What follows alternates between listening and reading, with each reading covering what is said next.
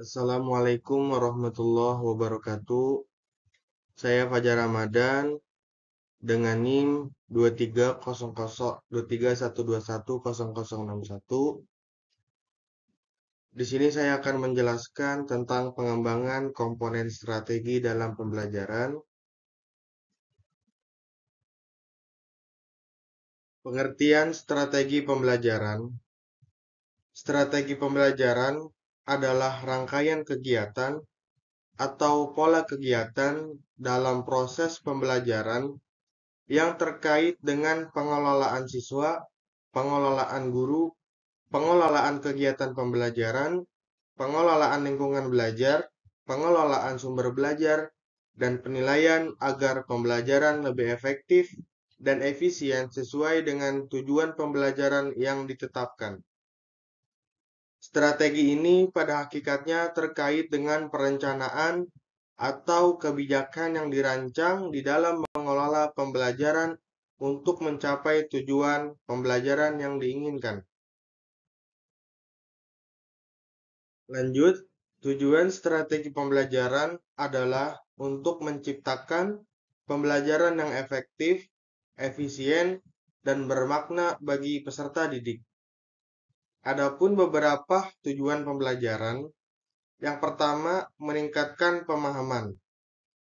Strategi ini dirancang untuk membantu peserta didik memahami dan menguasai materi pelajaran dengan lebih baik sesuai dengan tujuan pembelajaran yang telah ditetapkan.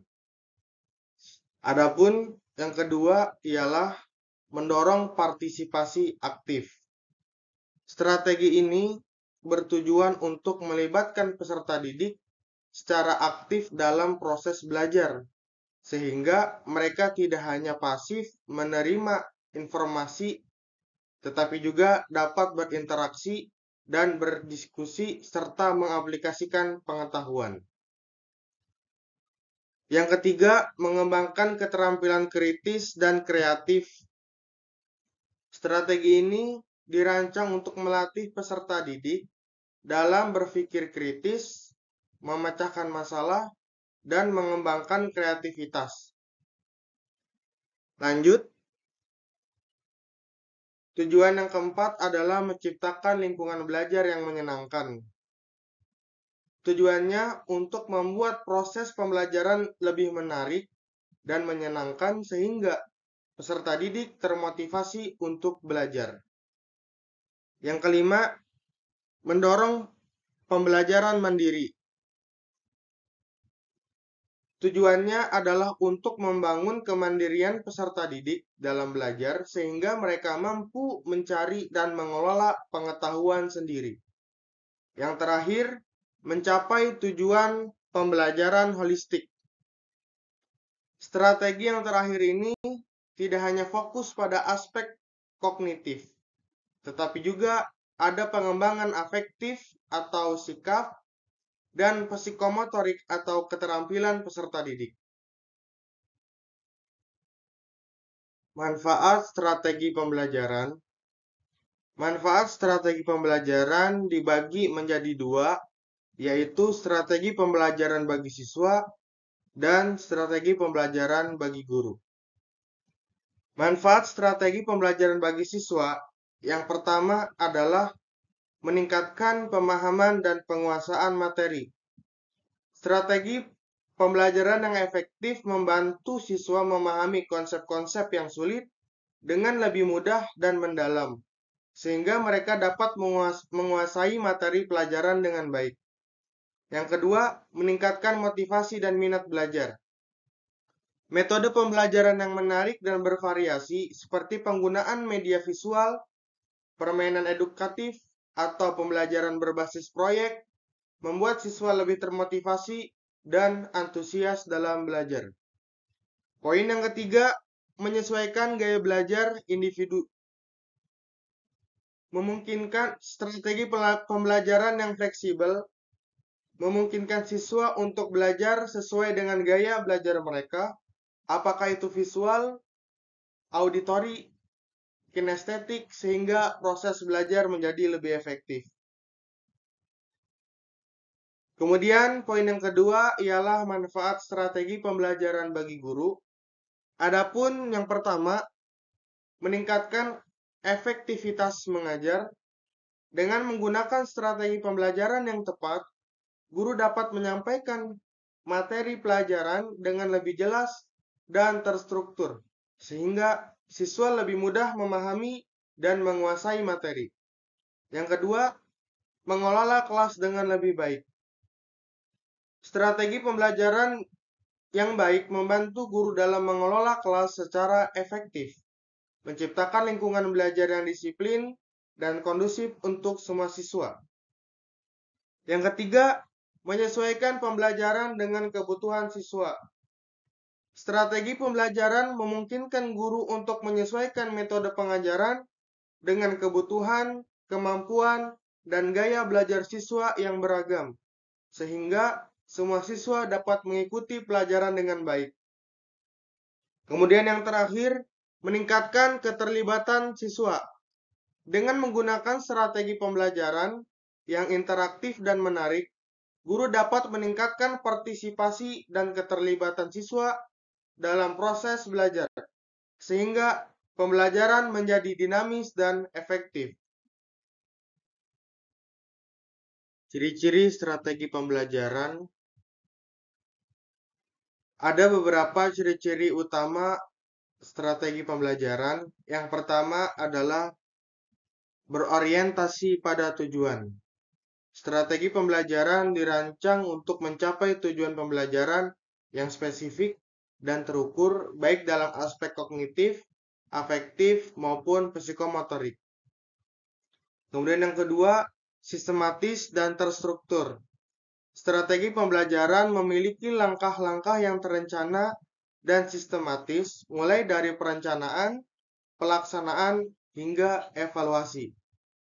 Yang ketiga adalah fleksibel dan adaptif. Strategi pembelajaran dapat disesuaikan dengan kebutuhan, kemampuan, dan gaya belajar siswa yang beragam, serta kondisi dan situasi pembelajaran.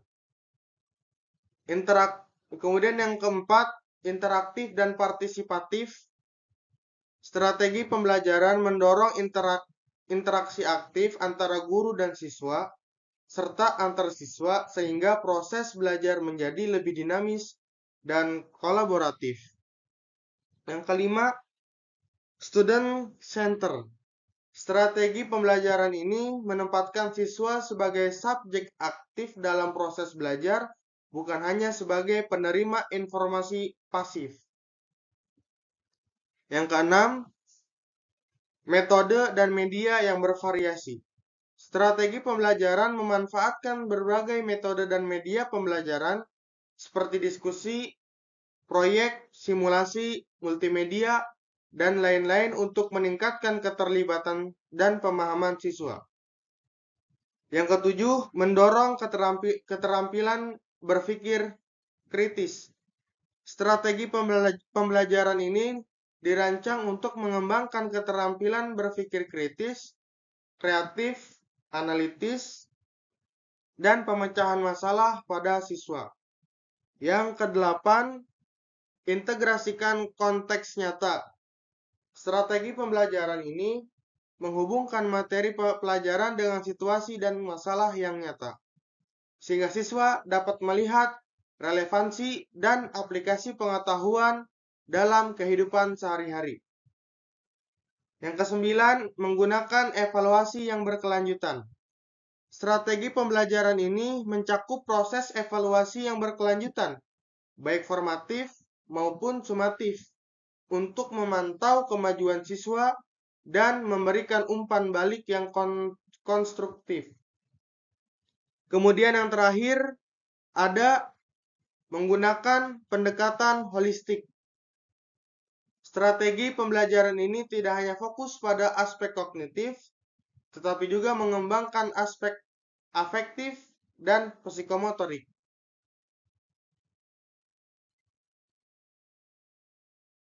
Macam-macam strategi pembelajaran. Ada beberapa macam-macam strategi pembelajaran yang harus dilakukan oleh seorang guru. Berikut ini jenis-jenis strategi pembelajaran. Yang pertama, strategi pembelajaran ekspositori atau strategi pembelajaran berpusat pada guru. Nah, ceramah, guru menyampaikan informasi secara lisan kepada siswa. Kemudian demonstrasi, guru menunjukkan atau mempraktikkan suatu proses atau konsep. Drill and practice, latihan berulang untuk menguasai keterampilan atau materi tertentu. Kemudian yang kedua, strategi pembelajaran inquiry atau student center. Nah, strategi ini berpusat pada siswa. Pembelajaran berbasis masalah. Siswa belajar melalui pemecahan masalah yang nyata. Kemudian, pembelajaran berbasis proyek. Siswa menyelesaikan proyek yang melibatkan penelitian dan aplikasi pengetahuan. Yang terakhir, siswa diajak untuk mencari jawaban melalui proses investigasi dan eksplorasi. Kemudian yang ketiga, strategi pembelajaran interaktif. Strategi ini terdiri dari diskusi kelompok. Siswa berdiskusi dalam kelompok untuk memecahkan masalah atau mendiskusikan topik tertentu. Kemudian yang kedua, debat. Siswa berargumen untuk mendukung atau menentang suatu posisi. Yang ketiga, role playing. Siswa memerankan suatu situasi atau karakter untuk memahami konsep tertentu. Kemudian strategi yang keempat yaitu pembelajaran berbasis teknologi. Terdiri dari pembelajaran melalui platform digital seperti learning management system. Kemudian yang kedua, kombinasi antara pembelajaran tatap muka dan online. Dan yang terakhir, siswa mempelajari materi di rumah melalui video atau bahan online, lalu berdiskusi atau mengerjakan tugas di kelas. Strategi yang kelima ialah pembelajaran kontekstual.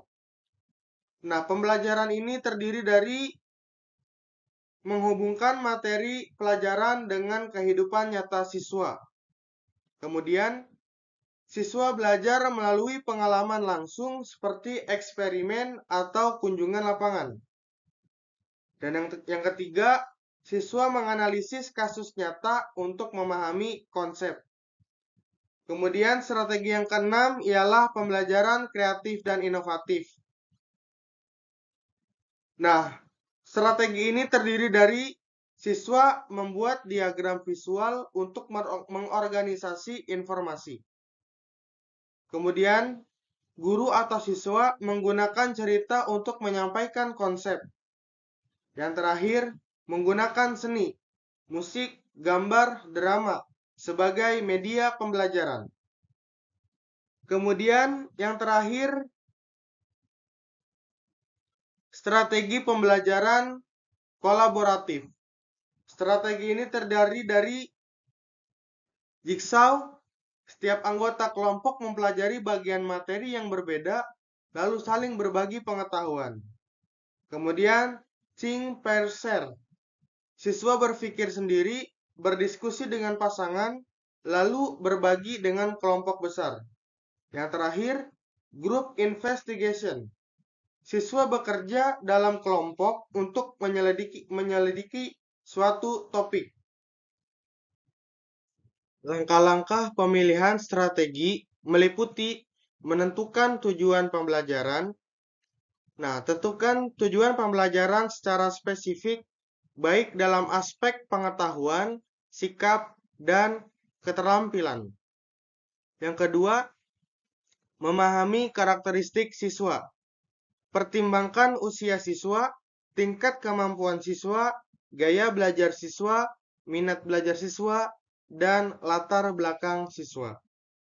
Kemudian yang ketiga adalah menyusun rencana pembelajaran.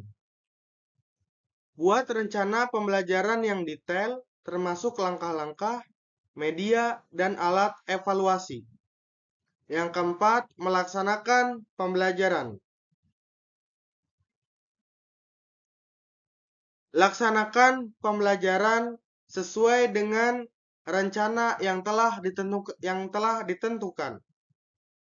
Kemudian yang kelima yaitu fasilitas. Pertimbangkan ketersediaan sumber daya seperti waktu, alat, media, dan lingkungan belajar. Yang keenam, melakukan evaluasi. Lakukan evaluasi untuk mengukur pencapaian tujuan pembelajaran.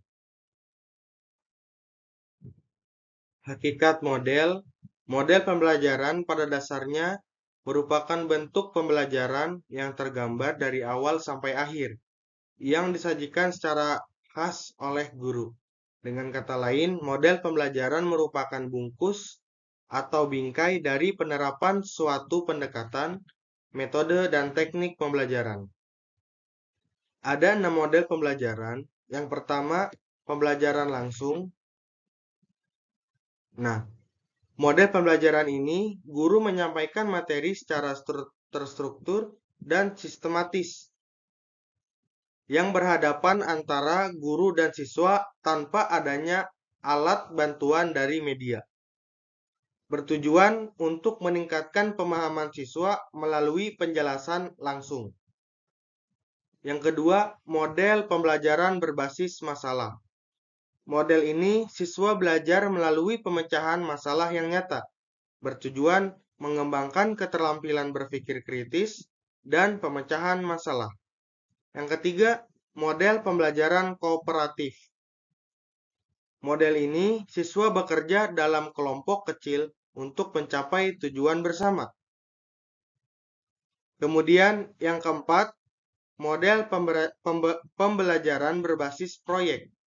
Siswa menyelesaikan proyek nyata yang melibatkan penelitian dan aplikasi pengetahuan, bertujuan meningkatkan keterampilan dan praktis serta kolaborasi. Kemudian yang kelima, ada model pembelajaran kontekstual. Model ini menghubungkan materi pelajaran dengan kehidupan nyata, bertujuan meningkatkan relevansi dan aplikasi pengetahuan. Kemudian yang keenam adalah model pembelajaran interaktif. Model pembelajaran interaktif adalah pendekatan pembelajaran yang menekankan pada interaksi aktif antara guru, siswa, dan materi pembelajaran.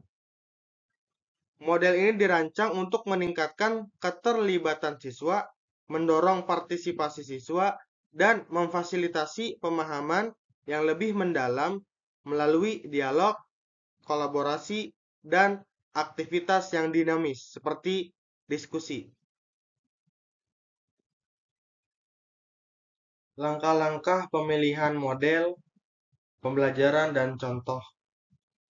Untuk memilih model pembelajaran, berikut adalah langkah-langkah yang dapat dipertimbangkan. Yang pertama, memahami materi yang ingin dijelaskan. Seorang guru wajib memberikan materi yang ia pahami, karena dengan memahami materi yang ingin dijelaskan dapat lebih mudah bagi seorang murid untuk memahami apa yang dijelaskan oleh guru. Kemudian yang kedua, memahami karakteristik siswa. Seorang guru harus mengetahui usia siswa, kemudian latar belakang siswa, dan kemampuan siswa, agar penyesuaian model pembelajaran sesuai dengan karakteristik siswa. Yang ketiga, kesesuaian dengan tujuan pembelajaran. Guru harus memilih model pembelajaran yang sesuai dengan tujuan pembelajaran. Kemudian yang keempat, kesesuaian dengan pendekatan yang digunakan. Seorang guru wajib menggunakan model pembelajaran interaktif, karena dengan adanya interaksi antara guru dan murid dapat memudahkan memudahkan pemahaman bagi seorang murid. Contohnya, dalam pelajaran IPA, seorang guru memberikan pertanyaan tentang bagaimana cara mengurangi pencemaran air di lingkungan sekitar. Tentunya, seorang murid akan melakukan basis pemecahan masalah, yaitu penelitian. Seorang murid akan meneliti langsung pada lingkungan sekitar dan menemukan solusi jika ia telah mengamati lingkungan sekitar. Pendekatan pembelajaran adalah cara pandang atau sudut pandang yang digunakan guru dalam menyelenggarakan proses pembelajaran. Hal ini merupakan cara untuk mengelola kegiatan belajar dan perilaku siswa agar aktif dalam tugas belajar dan mencapai prestasi belajar optimal. Pendekatan pembelajaran menjadi langkah yang harus digunakan oleh guru dalam melaksanakan pembelajaran. Pendekatan terbagi menjadi dua. Yang pertama, pendekatan pembelajaran pada siswa. Yang kedua, pendekatan pembelajaran pada guru. Adapun pendekatan pembelajaran pada siswa, yaitu siswa menjadi subjek aktif dalam proses belajar, sementara guru berperan sebagai fasilitator. Nah, contohnya seperti pembelajaran berbasis proyek, pembelajaran inquiry, dan pembelajaran kooperatif. Kemudian yang kedua yaitu pendekatan pembelajaran pada guru. Pendekatan pembelajaran pada guru merujuk pada cara atau metode yang digunakan oleh guru untuk memfasilitasi proses belajar mengajar. Nah, pendekatan ini berfokus pada peran guru sebagai pengelola, fasilitator, dan pembimbing dalam proses pembelajaran. Contohnya, guru menggunakan pendekatan pembelajaran langsung, seperti mengajar rumus matematika, mengajar agama, atau aturan tata bahasa. Kemudian, pendekatan pembelajaran berbasis ceramah. Guru menyampaikan informasi secara lisan kepada siswa yang bertujuan menyampaikan materi secara efisien kepada banyak siswa. Contohnya seperti ceramah tentang sejarah atau konsep sains. Langkah-langkah pemilihan pendekatan pembelajaran. Langkah-langkah ini meliputi mengetahui gaya belajar murid. Gaya belajar murid merujuk pada cara atau preferensi individu dalam menyerap, memproses, dan memahami informasi. Setiap siswa tentunya memiliki gaya belajar yang unik, dan memahami gaya belajar ini dapat membantu guru untuk menyesuaikan metode pengajaran untuk meningkatkan efektivitas pembelajaran. Kemudian komunikasi, seorang guru harus membuka ruang komunikasi atau ruang interaksi agar mengetahui apa kebutuhan seorang murid dan dapat menyesuaikan metode pembelajaran, pendekatan pembelajaran, dan model pembelajaran yang akan diajarkan oleh guru kepada murid. Kemudian yang ketiga, diskusi dengan guru lain. Seorang guru berdiskusi dengan guru lain yang ia pun mengajar pada murid tersebut akan meyakinkan apa yang ia dapat terkait informasi kepada murid. Kemudian yang keempat, mengamati perkembangan anak. Seorang guru tentunya tidak boleh diam dan tidak boleh cuek. Harus tetap memantau, mengamati agar dapat mengukur pencapaian seorang anak. Kemudian yang kelima, melakukan konsultasi.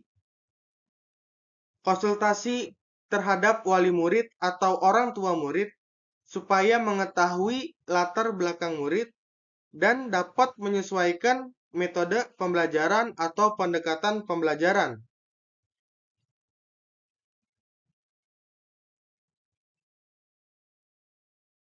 Baik, masuk ke tahapan metode. Metode pembelajaran adalah cara pendidik memberikan pelajaran dan cara peserta didik menerima pelajaran saat pelajaran berlangsung. Metode mengajar adalah cara menyeluruh untuk menyampaikan materi pelajaran yang sudah tersusun dan teratur. Metode merupakan cara yang akurat untuk melaksanakan sesuatu. Metode pembelajaran adalah teknik penyajian yang dikuasai oleh seorang guru untuk menyajikan materi pelajaran kepada murid di dalam kelas, baik secara individual atau secara kelompok, agar materi pelajaran dapat diserap, dipahami, dan dimanfaatkan oleh murid dengan baik. Berbagai metode pembelajaran yang dapat digunakan guru dalam proses kegiatan belajar di kelas dapat meliputi yang pertama, metode ceramah, diskusi kelompok, tanya jawab, demonstrasi, studi kasus, dan metode discovery. Metode ceramah. Metode ceramah adalah cara pembelajaran di mana guru menyampaikan informasi atau materi secara lisan kepada siswa, sementara siswa mendengarkan dan mencatat. Kemudian metode diskusi kelompok. Metode diskusi kelompok adalah cara pembelajaran siswa di mana siswa berinteraksi dan bertukar pikiran dalam kelompok untuk memecahkan suatu masalah atau mendiskusikan topik tertentu. Yang ketiga, metode tanya jawab. Metode tanya jawab adalah cara pembelajaran di mana guru mengajukan pertanyaan kepada siswa atau sebaliknya untuk menggali pemahaman dan mendorong partisipasi. Yang keempat, metode demonstrasi. Metode ini adalah cara pembelajaran di mana guru menunjukkan atau mempraktikkan suatu proses, alat, atau konsep secara langsung di hadapan siswa. Kemudian metode yang kelima yaitu studi kasus. Metode ini adalah cara pembelajaran di mana siswa menganalisis kasus nyata atau situasi tertentu untuk memahami konsep atau memecahkan masalah.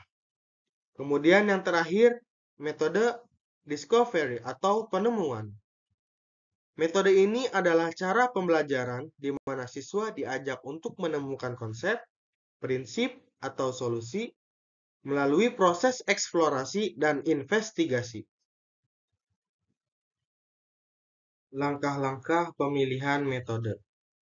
Pemilihan metode pembelajaran yang tepat adalah langkah yang penting dalam merancang proses pembelajaran yang efektif. Berikut adalah langkah-langkah yang dapat diikuti untuk memilih metode pembelajaran yang sesuai. Yang pertama, analisis kebutuhan pembelajaran. Yang kedua, tentukan tujuan pembelajaran. Yang ketiga, pertimbangkan sumber daya dan lingkungan. Yang keempat, evaluasi metode. Dan yang kelima, pemilihan metode yang sesuai dengan tujuan peserta didik dan materi. Adapun metode yang pertama yaitu analisis kebutuhan pembelajaran ialah mengidentifikasi kebutuhan pembelajaran dengan menganalisis kebutuhan siswa, kebutuhan kurikulum, dan kebutuhan konteks. Jika siswa kesulitan memahami konsep matematika dasar, maka diperlukan metode yang lebih interaktif dan praktis. Kemudian yang kedua yaitu tentukan tujuan pembelajaran. Rumuskan tujuan pembelajaran secara spesifik, terukur, dan relevan. Tujuan pembelajaran dapat mencakup aspek pengetahuan, aspek afektif atau sikap, dan aspek keterampilan. Nah, siswa dapat menjelaskan proses fotosintesis dengan benar dan memberikan contoh aplikasinya dalam kehidupan sehari-hari. Kemudian yang ketiga yaitu pertimbangkan sumber daya dan lingkungan. Evaluasi sumber daya dan lingkungan yang mendukung pembelajaran seperti sumber daya fisik yaitu alat, bahan, teknologi, atau fasilitas. Kemudian waktu, durasi pembelajaran yang tersedia. Dan yang ketiga yaitu lingkungan belajar seperti ruang kelas, laboratorium, dan lingkungan luar. Jika tidak ada laboratorium, metode eksperimen langsung mungkin tidak bisa dilakukan. Kemudian yang keempat, evaluasi metode pembelajaran. Tinjau berbagai metode pembelajaran yang sesuai dengan tujuan, karakteristik siswa, dan materi. Seperti metode yang umum digunakan oleh para guru yaitu ceramah, diskusi kelompok, demonstrasi, studi kasus, dan discovery. Untuk materi sains yang memerlukan pemahaman konsep, metode demonstrasi atau eksperimen mungkin lebih efektif digunakan guru dalam pembelajaran yang efektif. Kemudian yang kelima, pemilihan metode yang sesuai dengan tujuan peserta didik dan materi. Metode pembelajaran yang sesuai dengan tujuan pembelajaran, karakteristik siswa, dan materi pembelajaran ialah jika tujuan pembelajaran adalah mengembangkan keterampilan berpikir kritis, maka metode yang digunakan yaitu diskusi kelompok atau studi kasus. Karena dengan menggunakan dua metode ini, maka pembelajaran akan lebih efektif dan murid akan lebih mudah memahami tentang pengetahuan.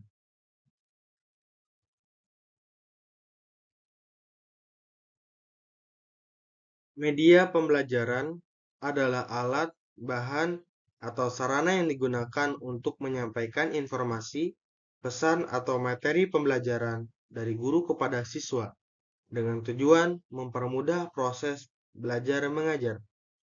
Media pembelajaran berfungsi sebagai perantara atau penghubung dalam proses komunikasi pembelajaran, sehingga materi yang disampaikan dapat lebih mudah dipahami, menarik, dan efektif. Ada 6 jenis media. Yang pertama, media visual, audio, media visual audio, media cetak, media digital, dan media realita. Adapun media visual yaitu media yang mengandalkan indera penglihatan untuk menyampaikan informasi, seperti foto, ilustrasi, atau diagram. Kelebihan memudahkan pemahaman konsep yang abstrak dan menarik perhatian siswa. Contohnya seperti diagram proses fotosintesis, peta dunia, atau poster tentang siklus air. Kemudian yang kedua yaitu media audio. Media yang mengandalkan indera pendengaran untuk menyampaikan informasi seperti podcast, ceramah, penjelasan lisan dari guru atau narasumber.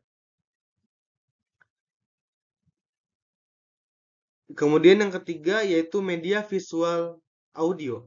Media menggabungkan elemen visual dan audio untuk menyampaikan informasi, seperti film dokumenter, animasi, atau tutorial.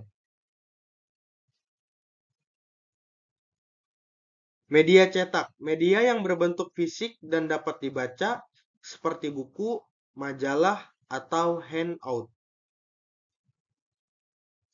Kemudian yang kelima yaitu media digital, media yang menggunakan teknologi digital untuk menyampaikan informasi, seperti e-book, yaitu buku digital yang dapat diakses melalui perangkat elektronik. Kemudian aplikasi pembelajaran, yaitu platform atau software pembelajaran interaktif. Kemudian yang ketiga yaitu website edukasi, yaitu situs web yang menyediakan materi pembelajaran. Kemudian yang terakhir yaitu media realita. Media yang menggunakan objek atau situasi nyata sebagai alat pembelajaran, seperti benda fisik yang dapat diamati dan disentuh.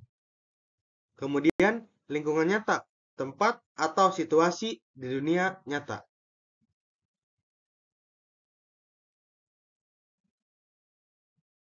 Langkah-langkah pemilihan media pembelajaran. Nah, langkah-langkah ini meliputi mengidentifikasi tujuan pembelajaran, analisis karakteristik siswa, analisis materi pembelajaran, pertimbangkan konteks pembelajaran, evaluasi jenis media tersedia, pilih media yang sesuai, dan uji coba media serta implementasi.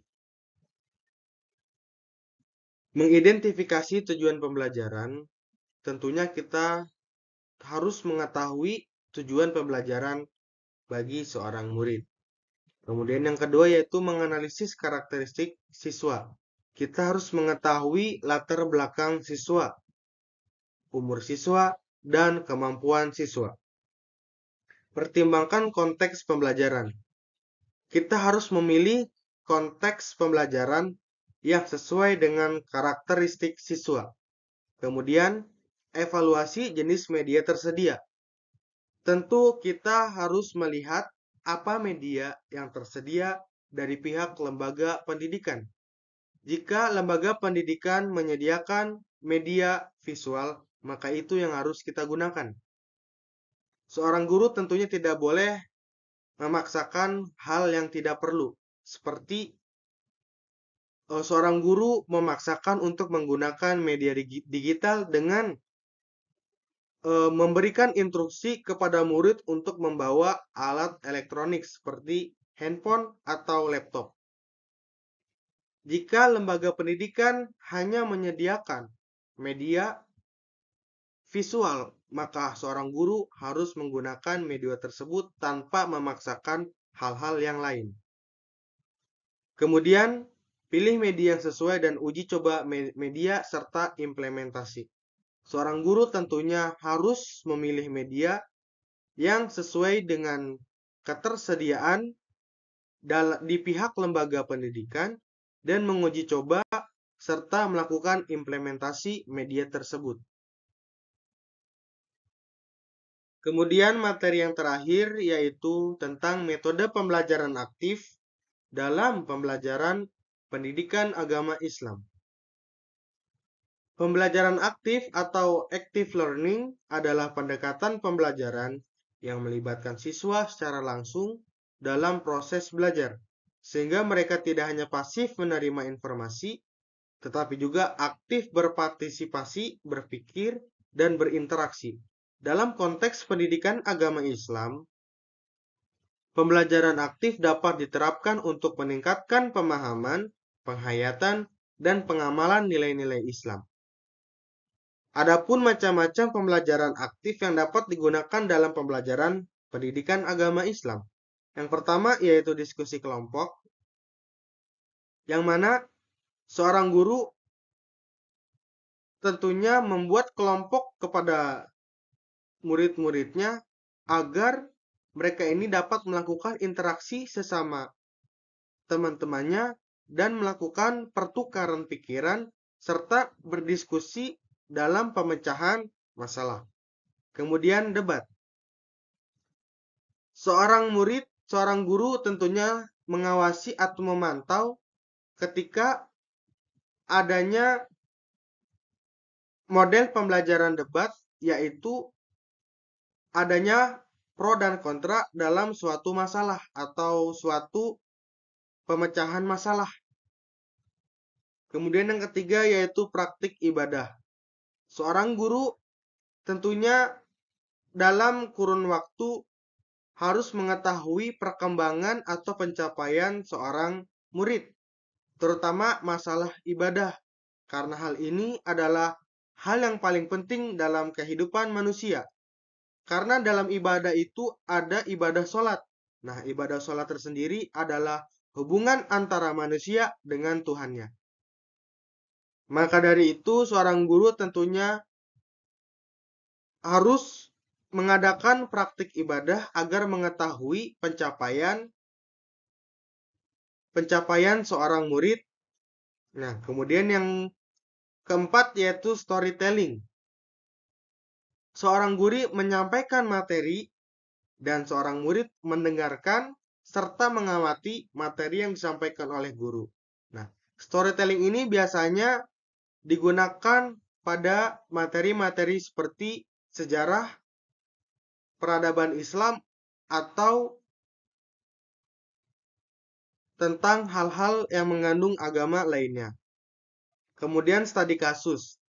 Nah, studi kasus ini biasanya digunakan pada hal-hal pemecahan masalah yang belum terpecahkan dan membutuhkan partner-partner yang penting untuk menemukan pemecahan masalah atau solusi dari masalah tersebut. Kemudian yang terakhir yaitu pembelajaran berbasis masalah, sama halnya seperti studi kasus, diskusi kelompok, dan debat. Baik, mungkin cukup sekian dari saya, kurang lebihnya mohon maaf. Jika ada pemaparan materi yang saya sampaikan kurang mendetail atau kurang mendalam, mohon dimaklumkan.